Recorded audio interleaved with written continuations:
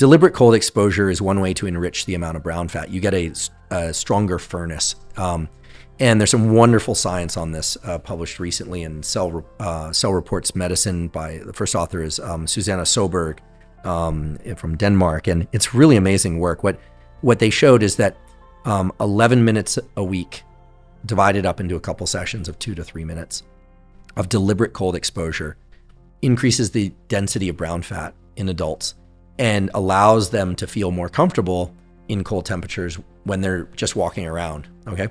But also when they put themselves into this deliberate, that then they achieve much bigger increases in core resting metabolism, improvements in blood lipid and insulin management profiles. And there's some other positive effects like improved mental resilience. So a lot of positive effects. I started off my career studying thermoregulation. That's what I did as an undergrad. And so I have a deep love of that literature.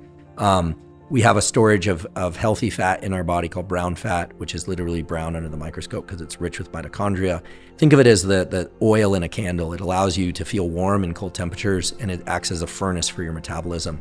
It's generally enriched around the clavicles, upper back, and around the heart, a little bit around the liver. It's not the blubbery fat that people generally want to have less of. It's a deep tissue fat.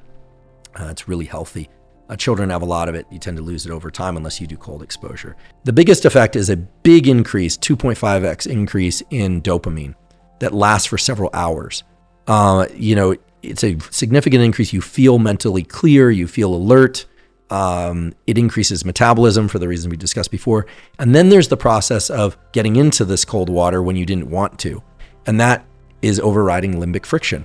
That's that top-down control. So you build resilience. And no surprise there, a lot of the screening tools for special operations and other screening tools involve forcing people deliberately forcing themselves, I should say, to get into cold bodies of water that are really uncomfortable, but not dangerously cold. There are other effects too. For instance, if you want to enhance fat loss and lipolysis, it does seem like activating shiver is key, because when you shiver, the muscles release a molecule called succinate. Succinate then goes and activates the brown fat, so you get a further increase in metabolism. One of the best things you can do is get into the cold source, whatever it happens to be. If you don't shiver while you're in there, get out, but don't dry off and just stand there. You'll start to shiver pretty quickly as it starts to evaporate off you. Cold, therapy, whether it's cold shower or the extreme cases, ice baths.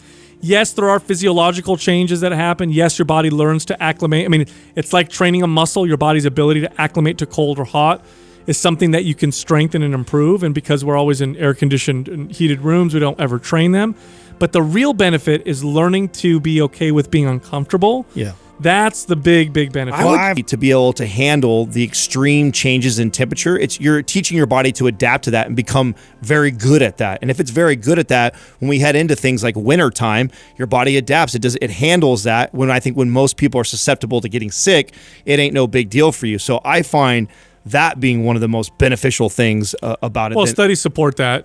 People who do ice baths or use saunas or do cold showers do get less infections every single year. Now, the problem with that is I've looked at the studies, and they did control for all these factors, but it's really, really hard to control for the healthy bias factor. Right. And what I mean by that is the person who spends the time to do these things also probably leads a healthier life. When exposed to cold locally, whether you put your hands in ice or you submerge your full body immersion in ice, we have that cold shock response. With that comes benefits like improved immunity.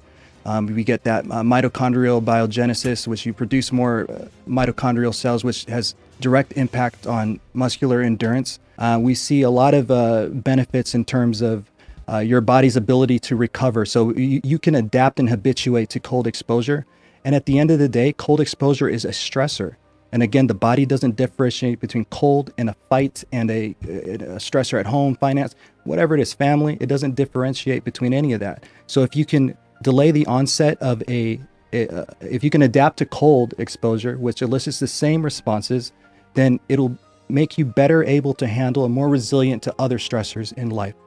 And cold stress, much like heat stress, is a type of hormetic stress that activates all these genetic pathways that help us deal with stress. Probably one of the most robust responses to cold stress that I have seen in the literature is the robust increase in norepinephrine in the locus coeruleus region of the brain. Norepinephrine in the brain plays a very important role in focus and attention and vigilance, also in mood. So it makes you feel better.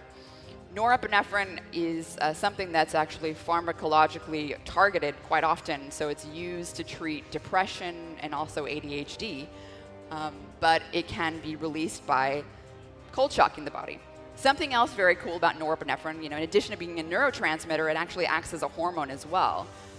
We also release it in our body because it causes vasoconstriction, and that's one of the mechanisms that we use to conserve heat when we're cold. So another mechanism that we use to generate heat is also related to norepinephrine, and that has to do with increasing mitochondrial biogenesis in your adipose tissue and in your muscle tissue. These mitochondria the mitochondrial biogenesis occurs with cold exposure. You can think about it, it makes perfect sense because as you generate energy, as a byproduct, you generate heat. And so this is an adaptive mechanism that occurs to help you warm up when you're cold. So this mitochondrial biogenesis that happens in the adipose tissue is often referred to as browning of fat. And cold exposure has also been shown to improve in very preliminary studies to improve endurance in some athletes, including runners and cyclists and tennis players. So there's this, the ongoing study looking at how cold exposure may actually enhance endurance performance because of this mitochondrial biogenesis, among other things. It also reduces inflammation and helps with recovery time. You get the most of the result by doing this. The cold trains your immune system to be boosted. And that's what you need to get no flu, no colds, no inflammation, depression. All that is not going to happen. A key point when thinking about the use of cold as a tool, and the key point is that you have a baseline level of temperature that is varying, changing across the 24-hour cycle. So any use of deliberate cold exposure is going to be superimposed on that rhythm, that circadian rhythm, meaning that 24-hour rhythm. You have two types of fat. You have white fat and brown fat. The white adipose tissue is just energy stored for later use. This is the body fat that we want to burn to look lean and muscular. And then you have brown adipose tissue. Now the brown fat, what that does is it takes in glucose and it burns that glucose to generate heat for your body. And what studies have shown is that just a short amount of cold exposure, like a cold shower, for example, can actually increase that glucose uptake by up to 15-fold. What this means is that your brown fat will be burning a lot more energy to generate more heat. So what this does is naturally raises your BMR. Dr. Gallo does mention that cold exposure alone is enough to trigger our fight or flight response, releasing hormones like adrenaline and thus increasing our sense of alertness. I feel more alive in the most literal sense when I'm done swimming in the cold than I do any other time. There's also a study that shows that, and this is a short-term effect, but if a man takes cold showers, his testosterone levels increase, I think, over the course of 10 days. Then they come back down to baseline. But you do get this initial boost in testosterone. That's another huge benefit that I think. I mean, do it and watch how alert and awake and how sharp you feel right afterwards. True. Tony Robbins is big on this, right? He does the plunge and jumps on the trampoline before all his talks. That's like one of his rituals that he does. Better than any nitro I've had. Oh, no, it'll wake you right up. And back to the original question with the shower. Showers do a great job. Yes, it's nothing compared to cryo or an ice bath. But I tell you what, if you end every morning with the last minute to 2 minutes all the way cold, no warm water at all, you'll see a big difference just from doing that alone.